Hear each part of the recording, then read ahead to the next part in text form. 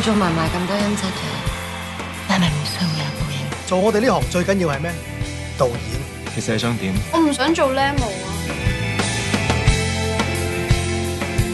哥唔想見你㗎，咁單工唔好見咯！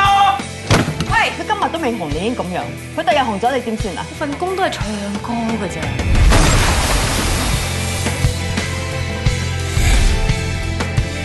如果我攞走呢啲嘢，你乜都唔係。其實你和我都一樣，只要離開了那個地方，就什麼都不是。